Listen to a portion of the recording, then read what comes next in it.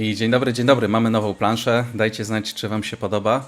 A w międzyczasie ja jeszcze tutaj wyciszę. O, podgląd. Jest z nami Agata Szymanek. Dzień dobry, Agata. Dzień dobry, cześć. Udało nam się w końcu połączyć. Tak jest, udało się połączyć pomimo małych tam prób technicznych. Agata zajmuje się bioinformatyką. Będzie tutaj na naszym Radiu Medflex nadawać o bioinformatyce, ale ja mam do Ciebie pytanie takie z podkręconą piłką, bo zakładam, że bioinformatyka to nie jest miejsce, gdzie się pisze coś na komputerze i popija bioherbatę. Jest to na pewno dużo bardziej złożony temat. Nawet bym Można. powiedział, że z perspektywy laika brzmi to bardzo enigmatycznie, czym w ogóle jest ta bioinformatyka, więc czy mogłabyś nam chociaż trochę przybliżyć, co to w ogóle jest za zwierzę? Mhm.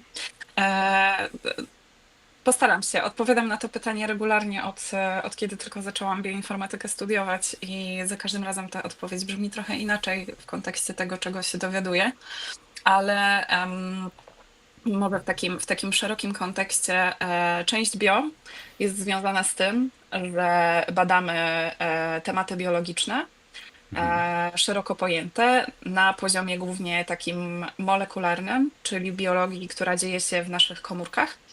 E, A część informatyczna wywodzi się z tego, że obecny stan zaawansowania technologii generuje tak duże ilości danych, że nie jesteśmy w stanie gołym okiem zobaczyć wyników takich eksperymentów. Nie jesteśmy w stanie przeliczyć sobie pewnych rzeczy manualnie przy użyciu kartki i długopisu. I wymaga często przetwarzania takich danych bardzo dużej mocy obliczeniowej, ale też odpowiednich technik tak zwanego data science, czyli zrozumienia statystyki, zrozumienia uczenia maszynowego często też. I bioinformatyka jest taką bardzo szeroką, interdyscyplinarną dziedziną, która opiera się o analizowanie i przetwarzanie danych z eksperymentów biologicznych w takim bardzo szerokim zarysie. Okej, czyli czy dobrze rozumiem, że te nauki o biologii szeroko rozumianej poszły po prostu tak do przodu, że po to powstała bioinformatyka, żeby to po prostu przetwarzać, obsługiwać, wypluwać jakieś dane, bo nie jesteśmy w stanie tego już po prostu na piechotę policzyć?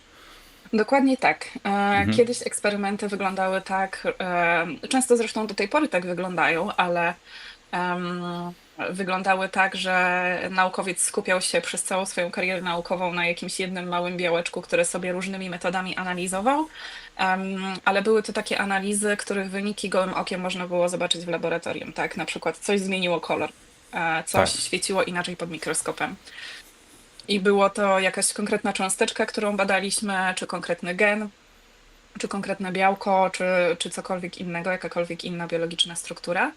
W tym momencie mamy tak zaawansowane technologie, że jesteśmy w stanie pójść bardzo szeroko i odczytać pełny genom danej osoby. Przy czym jedna osoba nie jest wystarczająca, a już sekwencjonowanie genomu jednej osoby generuje nam ogromne ilości danych o wysokiej złożoności. I ze względu na to, jak działają technologie, my te dane dostajemy takie bardzo pofragmentowane i musimy je sobie później poskładać jak puzelki właśnie metodami obliczeniowymi. Dodatkowo, jeżeli chcemy wyciągnąć jakieś wnioski na poziomie całej populacji, tak, czyli odnieść się do tego, jak dane zjawisko biologiczne zachodzi tak w ogóle, czy nie tylko u danej osoby, no to musimy wygenerować takich danych bardzo dużo dla wielu różnych osób. Mówimy tu o setkach uczestników takiego badania, czasami tysiącach, zależy jak dużą mamy grupę badawczą. No i automatycznie w związku z tym musimy się posługiwać automatyzacją, musimy się posługiwać metodami, które będą w stanie odróżnić taki prawdziwy sygnał biologiczny, czyli to, co rzeczywiście się tam dzieje, od czegoś, co jest tylko jakimś zakłóceniem wynikającym na przykład z jakichś słabych punktów tego, jak działa technologia i jak działa odczytywanie takiej informacji biologicznej. I to wszystko robimy klikając sobie w komputer. Więc generalnie badamy biologię, ale siedzimy sobie przy komputerze jak programiści czy data scientiści ostatecznie. Agata, a to się nie rymuje przypadkiem od razu tutaj ze sztuczną inteligencją? Oczywiście, że tak. Oczywiście, że Mhm. tak, dlatego że może sztuczna inteligencja to jest troszeczkę szumnie zbustowane hasło. Jakby jeśli chodzi o przetwarzanie danych i analizy danych, czy tworzenie jakichś modeli, mówimy bardziej o modelach uczenia maszynowego. Czyli bierzemy sobie taki zestaw danych, mamy pewną informację o strukturze tych danych, na przykład wiemy, które dane pochodziły od osób zdrowych, a które dane pochodziły od pacjentów. I mając tą informację, jesteśmy w stanie takim modelem, zbudować taki model, który nauczy się tej informacji zakodowanej w tych danych biologicznych i pozwoli nam w przyszłości odróżnić takiego nowego pacjenta, którego jeszcze ten model nie widział, w kontekście tego, czy to jest osoba zdrowa, czy prawdopodobnie jest tam jakiś stan chorobowy, czy, czy ma jakąś konkretną cechę, tak, czy nie wiem, na przykład z dużym prawdopodobieństwem będzie blondynką, tak, albo inne tego typu historie, o których mówimy. To ciekawe, czyli w jakimś tam horyzoncie czasu dzięki bioinformatyce na przykład byłaby szansa, żeby na podstawie jakichś bardzo małych inputów wygenerować na przykład jak w wysokim ryzyku chorób sercowo-naczyniowych będzie dana osoba, na podstawie jakichś tam bardzo małych, detalicznych po prostu informacji? No właśnie nie jest to takie proste, dlatego że Mhm.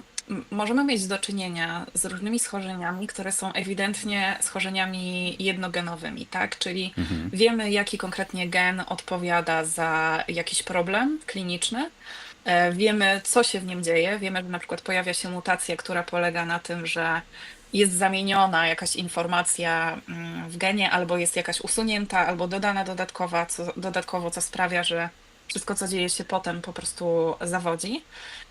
Ale w większości takich przypadków, kiedy mówimy na przykład o chorobach metabolicznych czy, czy właśnie sercowo-naczyniowych, e, raczej mamy do czynienia z bardzo złożonymi zależnościami. I to nie jest taka prosta odpowiedź na zasadzie, że okej, jest ten gen, on wygląda tak i tak, więc tutaj będzie takie i takie ryzyko. Zazwyczaj Mhm.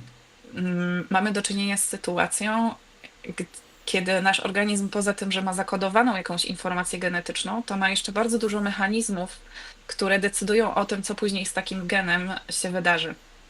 Czy on będzie uruchomiony, czy nie, jak dużo na jego podstawie zostanie wyprodukowanego białka. I generalnie mamy bardzo dużo takich mechanizmów, które regulują Mhm. em, działanie różnych cząsteczek w organizmie po to, żeby utrzymać jakiś stan równowagi. Więc bardziej myślę, że w kierunku jakichś takich predykcji tego, jakie jest ryzyko, musielibyśmy się posługiwać większą ilością informacji niż tylko informacja o jakichś różnicach genetycznych. Mhm. Dlatego, że tutaj wiemy też dobrze, że bardzo silną rolę gra środowisko i to, jaki prowadzimy tryb życia i tak dalej. I to powoduje właśnie, że jakby w ramach odpowiedzi adaptacyjnej do tego środowiska, ta regulacja użytkowania tych naszych genów po prostu może być różna.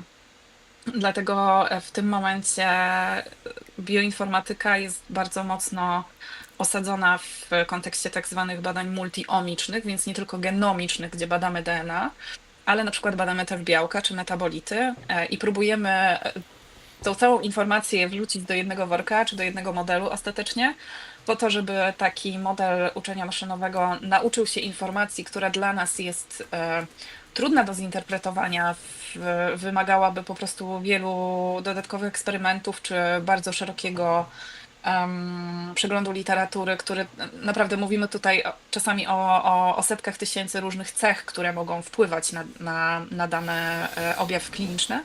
Mhm.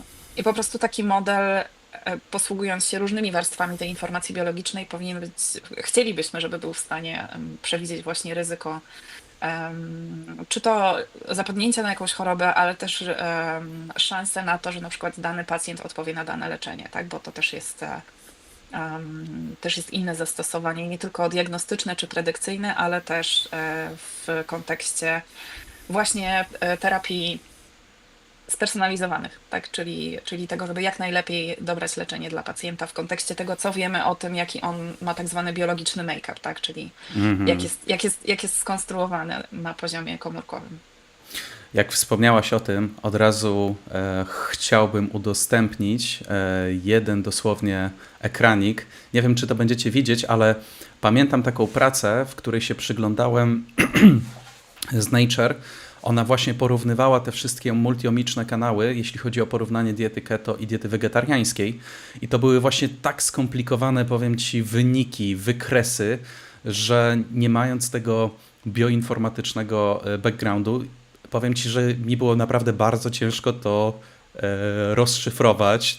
Naprawdę jest to, jakby teraz rozumiem to, co mi powiedziałaś, jakby wyjaśnia, dlaczego ciężko by było na piechotę to policzyć i zrozumieć tak bez użycia tych bardzo skomplikowanych metod.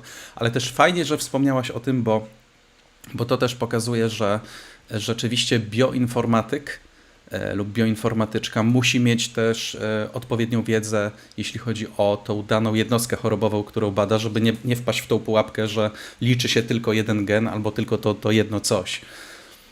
Kompletnie. To jest. Znaczy tak, ja się z jednej strony cieszę, że nie rozumiałeś, co tam się dzieje, bo to znaczy, że jest dla mnie praca, ale to też znaczy, że mogę o tym poopowiadać i trochę przybliżyć, bo bardzo lubię to robić, więc cieszy mnie to, że możemy trochę podziałać w tym temacie i no, pozwolić ludziom zrozumieć, tak, skąd w ogóle biorą się jakieś takie wnioski, a nie inne i że nie wymyślamy sobie rzeczy z kosmosu, ale też, że niektóre rzeczy są bardziej szacowane w kontekście jakiegoś prawdopodobieństwa, a nie zero-jedynkowej Mhm, odpowiedzi. mhm. Em, tak, i nie wiem, do czego zmierzałam teraz. To wiesz co, to w międzyczasie jeszcze chciałem dopytać Ciebie o jedną rzecz. W zasadzie to dwie. Tak, Pierwsza, jak rozumiem, to tak, może taki truizm, ale chciałbym to też uporządkować nawet na własne potrzeby. Statystyka dzisiaj. statystyka. Tworzenie statystyk w badaniach naukowych. Jak rozumiem, nie da się tego zrobić już dzisiaj bez bioinformatyki. E, To zależy. To Mhm, zależy, z jakimi danymi mamy do czynienia, bo jeżeli my sobie na przykład wchodzimy w badania kliniczne i po prostu próbujemy pogrupować pacjentów po jakichś objawach, które oni mają, no to mówimy chyba trochę bardziej o tak zwanej biostatystyce i tam ta statystyka nie wymaga często na przykład umiejętności programowania, dlatego że istnieją po prostu programy, które mają takie bardzo podstawowe, najczęściej spotykane metody statystyczne zakodowane. mhm. Oczywiście trzeba mieć świadomość tego, dlaczego daną metodę stosujemy i jak powinniśmy do naszych danych podejść, ale generalnie to na tym etapie nie jest raczej bioinformatyka. O Okej. bioinformatyce bardziej mówimy w kontekście takim molekularnym, gdzie badamy konkretne cząsteczki biologiczne, ale tak naprawdę bardzo dużo metod, które stosujemy do analiz jakichś takich porównawczych w bioinformatyce, to są te same metody, które możemy używać do właśnie badania objawów u pacjentów klinicznych, do badań w psychologii, w socjologii, w O, proszę. transporcie. Jakby, jeśli chodzi o statystykę, data science, to są wszystko metody matematyczne, które opierają się na wiedzy o danych, o tym, jak działa matematyka, o tym, jak te dane się tam mogą rozkładać, czasami w różnych populacjach. E, I ja spotkałam się nawet z takim podejściem w swojej pracy, gdzie po prostu data scientiści mówią, że oni nie chcą niczego absolutnie wiedzieć o biologii i niczego nie chcą wiedzieć o jakichś klinicznych sytuacjach, bo po prostu ich to zbajasuje. Oni się interesują tym, co jest w danych, po prostu to jest ich robota. Jakie dane dostaną, to już jest robota biologów, żeby wygenerować je dobrze i później powiedzmy jakichś klinicystów, żeby je zinterpretować. Ale tak, właśnie to, do czego chciałam nawiązać też wcześniej, to jest to, że my jesteśmy zazwyczaj częścią jakiegoś szerszego zespołu, takiego interdyscyplinarnego, bo ja na przykład na studiach rzeczywiście uczyłam się dużo biologii molekularnej, uczyłam się programowania, uczyłam się metod statystycznych, uczenia maszynowego. Uczyłam się technologii takich związanych z bioreaktorami, uczyłam się nawet podstaw automatyki i robotyki, jakby mieliśmy te same zajęcia, co koledzy z kierunku. E, Ale nasza rola to tak często właśnie polega na takim łączeniu kropek z różnych dziedzin i integrowaniu tego wszystkiego w jakąś taką spójną całość, żeby stworzyć tą historię, która się zaczyna. W sumie zaczyna się w klinice, przechodzi tą biologię komórkową i w tej klinice może się później skończyć. Więc my często pracujemy czy to z lekarzami, czy z biologami, czy z biochemikami, bo w biologii jakby też są przeróżne specjalizacje, czy właśnie ze specjalistami od uczenia maszynowego, którzy bardziej są tacy skupieni na algorytmach i na danych, czy też z programistami, bo właśnie w związku z tym, że musimy przetwarzać bardzo duże ilości tych danych, to ja na przykład potrafię współpracować z infrastrukturą obliczeniową i wykorzystać różne narzędzia, które mamy bioinformatyczne. A jeśli chodzi o utrzymanie takiej infrastruktury albo napisanie kodu, który będzie się skalował i pozwoli przetworzyć, nie wiem, tysiące próbek każdego dnia w wydajny sposób, szybki i nie będzie się psuł, to już na przykład nie jest moja specjalność, tak? To tutaj jeszcze jedno, może trudne, może łatwe pytanie, ale czym ty się zajmujesz w tej bioinformatyce? Czy masz jakieś swoje nisze, takie specjalizacje? I drugie pytanie, które może będzie z tym korespondować, co jest takie hot w tym momencie, tak w bioinformatyce, jeśli chodzi o takie praktyczne, wiesz, zastosowanie? Czy są jakieś tematy, w których naprawdę dzisiaj to jest taki, wiesz, taka lokomotywa, która to wszystko Oczywiście. napędza? Oczywiście, jakby tak jak w muzyce, tak samo w nauce są trendy i jakieś hypy i pewne tematy przewijają się częściej i ludzie są bardzo podekscytowani i wiążą ogromne nadzieje. Później czasem się to sprawdza, czasem się to nie sprawdza, ale jakby zawsze to się pojawia. Jeśli chodzi o to, czym ja się zajmuję, to głównie zajmuję się danymi z eksperymentów związanych z mikrobiomem, więc jakieś próbki, które zawierają różnorodne mieszaniny bakterii, czy grzybów, czy wszelkiego rodzaju mikroorganizmów i głównie zajmuję się danymi pochodzącymi z sekwencjonowania DNA, czy w ogóle z mapowania, odczytywania w jakiś sposób informacji genetycznej takich bakterii. Aczkolwiek moim takim zainteresowaniem jest w ogóle tak zwana biologia systemów, czyli nie patrzenie tylko i wyłącznie na jeden wycinek informacji biologicznej, tylko zrozumienie, jak te różne historie ze sobą oddziaływują i jakie są między nimi powiązania i jak operujemy jako maszyna, tak, w całości.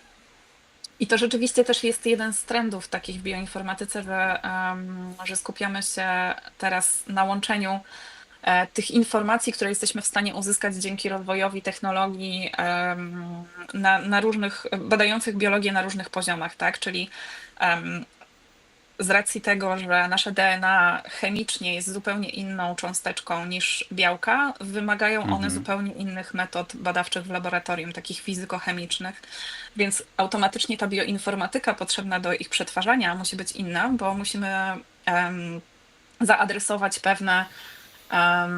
pewną charakterystykę techniczną generowania tych danych, tak? I teraz dzięki multiomice my sobie możemy to wszystko poskładać i połączyć, co też jest innego rodzaju umiejętnością, żeby wyciągnąć wnioski z tego wszystkiego, co sobie przetworzyliśmy i przygotowaliśmy. I pozwala to odpowiedzieć właśnie często na takie pytania mechanistyczne. Jakiś tak zwany mode of action, czyli jak to działa, że się wydarza jakaś konkretna zmiana, czy konkretne zaburzenie funkcji komórki, albo też wracanie do balansu. Oprócz tego jednym z omów tak zwanych, czyli mówimy o genomach, proteomach, nie wiem, transkryptomach, czyli w jakby całym zbiorze wszystkich cząsteczek danego rodzaju, które mamy w komórce. Mikrobiom stał się też jednym z takich omów, który coraz częściej jest uwzględniany jako jedna ze zmiennych w takich modelach uczenia maszynowego. Dlatego, że już widzimy, że mikrobiom jest bardzo dynamiczny, ale wchodzimy w bardzo silne interakcje z nim. On jest bardzo responsywny na to nasze funkcjonowanie, na to nasze środowisko. jeśli coś zjemy, jeśli uprawiamy sport, to bardzo szybko nasz mikrobiom potrafi odpowiedzieć na coś takiego. Czasem to są drobne zmiany i czasem są takie jednorazowe strzały, tak, że szybko wracamy do równowagi, ale jeżeli coś powtarzamy regularnie, to rzeczywiście te zmiany z nami mogą zostać. I wiemy, że on wpływa na przykład na metabolizm leków, na odpowiedzi pacjentów onkologicznych na immunoterapię, dlatego że mikrobiom kształtuje układ odpornościowy. My na przykład teraz jesteśmy też częścią projektu, w którym będziemy dostarczali takie dane mikrobiomowe do modelu, który będzie obejmował też szerszy zakres danych onicznych, na przykład dane o układzie immunologicznym, jak on jest genetycznie zaprogramowany, Mhm. po to, żeby ustalić, żeby zbudować taki model, który pomoże odpowiedzieć na pytanie, na który lek pacjent z depresją będzie w stanie najlepiej odpowiedzieć, tak? I rzeczywiście mikrobiom tutaj gra dużą rolę, bo kształtuje cały nasz układ odpornościowy, więc oprócz tego, że mamy do czynienia z metabolizmem, który bakterie często przyjmują, jeśli chodzi o jakieś cząsteczki, których my nie jesteśmy w stanie przetworzyć w naszym organizmie, to mamy jeszcze do czynienia z tym, że bakterie mogą pobudzać albo wyciszać też nasz układ odpornościowy, a to będzie wpływało i na naszą odporność, i na naszą reakcję, na wszystko, co moduluje, co w jakiś sposób ten układ odpornościowy zmienia. Więc to jest kolejny taki hot topic. No myślę, że immunologia i wszelkiego rodzaju immunoterapie też bardzo, bardzo mocno teraz zyskują na uwadze i chyba bardzo słusznie, bo tutaj w onkologii bardzo mocno się to wszystko rozwija. Oj tak. Tak,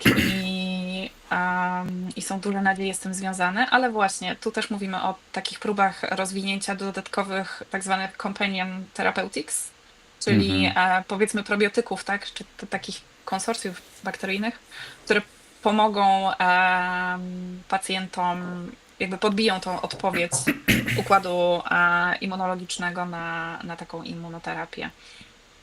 Oprócz tego bardzo prężnie rozwijają się teraz techniki związane z sekwencjonowaniem pojedynczych komórek, dlatego że do tej pory działaliśmy trochę tak, że braliśmy sobie taką zupę komórek z danego na przykład organu w naszym ciele i wyciągaliśmy DNA z wielu komórek. Ono się jakby mieszało w sobie i później to DNA sobie sekwencjonowaliśmy, no i właśnie składaliśmy bioinformatycznie różną informację, ale nie mieliśmy informacji o tym, co się dzieje na poziomie jednej, jedynej komórki, tak. W tym momencie są już metody, które pozwalają oznaczyć dany fragment na przykład RNA, tak, czyli kolejnej cząsteczki, która jest wynikiem odczytywania DNA. Możemy sobie oznaczyć, z jakiej komórki taka cząsteczka pochodziła, tak, z jakiej próbki, odczytać tą informację w procesie sekwencjonowania i wrócić później do tego, żeby poskładać sobie, ok, te fragmenty pochodziły z tej komórki, te Mm. z tamtej i teraz co się działo z moimi komórkami, jak one na przykład odpowiadały na to, że wrzuciłem w ich środowisko lek, tak?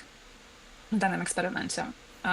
Więc to też bardzo mocno zyskuje teraz na rozgłosie, no bo pozwala nam sięgnąć jeszcze głębiej niż byliśmy w stanie do tej pory. No to jakby nakładasz mi na moją percepcję, nawet w tematach keto, jakby kolejne szkiełka, dzięki którym mogę jakby nawet ten temat lepiej zrozumieć, bo w temacie keto dosłownie krótki ad vocem też bardzo dużo jest ciekawych prac, jeśli chodzi o połączenie diety keto z immunoterapią, na przykład z inhibitorami punktów kontrolnych, na przykład w nowotworze jelita grubego. Mhm. I tam są pewne obserwacje, że rzeczywiście dieta keto wchodzi w tą interakcję, zwiększa skuteczność tych leków, ale jak, dlaczego konkretnie, wiesz, na tym pułapie mniej więcej wiadomo, że chodzi o jakąś modyfikację mikrośrodowiska metabolicznego tej komórki, Mhm. ale co tam dokładnie się dzieje, to tak ciężko Tak. powiedzieć. Więc jak No rozumiem, tak. tu będą odpowiedzi dzięki temu. Em, Są takie Lub nadzieje. przynajmniej próba Rzeczywiście, zbliżenia się do nich. tak, rzeczywiście te mikrośrodowiska nowotworowe to też jest taki temat, który jest bardzo mocno badany, Mhm. no bo chcemy wiedzieć nie tylko, co się dzieje, jakby jesteśmy tak złożonym organizmem, I patrząc nawet na to, że mamy jakiś tam swój mikrobiom, czyli organizmy w organizmie, to jakby nasze własne komórki, one też tworzą swoje takie mikrośrodowiska, które są odizolowane po to, żeby mogły w nich zachodzić pewne procesy jakieś biochemiczne, tak? I żeby one nie wchodziły ze sobą w zgrzyt, bo nie wiem, komórki w naszej wątrobie potrzebują innego rodzaju interakcji niż komórki w trzustce, tak? I jakby one muszą jakoś tam być od siebie odseparowane, po to, żeby te rzeczy mogły się rzeczywiście zadziać. I mikrośrodowisko guza no jest na pewno różni się od tego, co dzieje się w całości naszego organizmu i te procesy zachodzą w jakiś taki specyficzny sposób. I te immunoterapie też trochę polegają na tym, żeby do takiego mikrośrodowiska dotrzeć przez układ odpornościowy, który tak naprawdę na co dzień zwalcza komórki nowotworowe, które każdego dnia się w naszym ciele pojawiają, bo one są.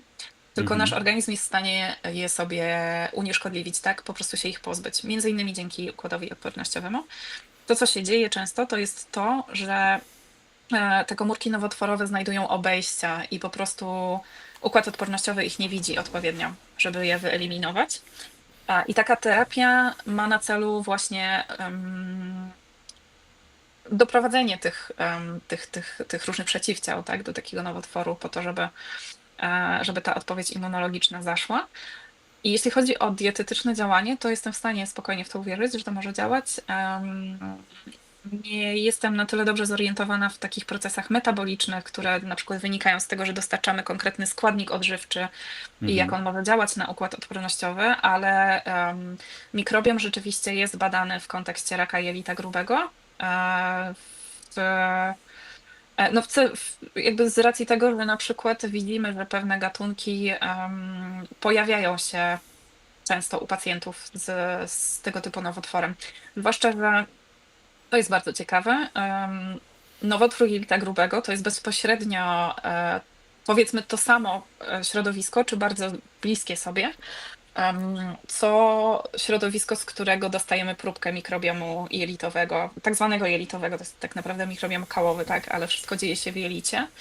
Więc ta bliskość mikrobiomu do takiego guza, ona też będzie sprawiała, że ta korelacja między nimi będzie silniejsza, między składem tego Mhm. mikrobiomu prawdopodobnie, a jakąś Mhm. odpowiedzią. Ale mamy też bardzo dużo badań na temat tego i dużo prac na temat tego, że mikrobiom też w podobnego rodzaju terapii ma znaczenie w nowotworach typu melanoma, czyli czerniak, tak? Czyli nowotwór skóry.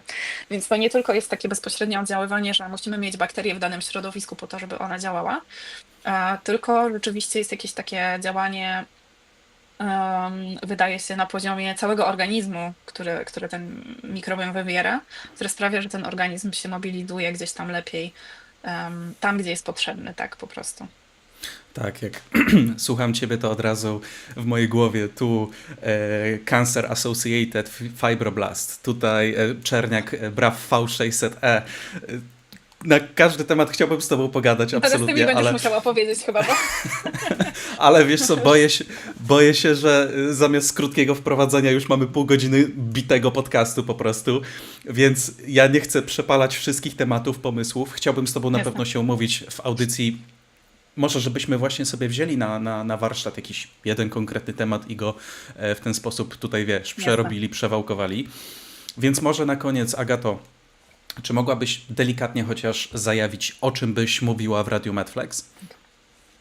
Na pewno chciałabym opowiedzieć właśnie o tym, jak działają te wszystkie technologie biologii molekularnej, tak zwane wysokoprzepustowe, czyli takie, które generują dużo danych w stosunkowo krótkim czasie. Mhm. Jak one działają w kontekście różnego rodzaju cząsteczek biologicznych, tak jak odczytujemy informacje o białkach, a jak odczytujemy informacje o DNA i dlaczego potrzebujemy, żeby to było inne. Trochę opowiedzieć o tym, jakie też ograniczenia musimy mieć na uwadze w takich badaniach, jakie potencjalne błędy pomiarowe i tak dalej, i tak dalej.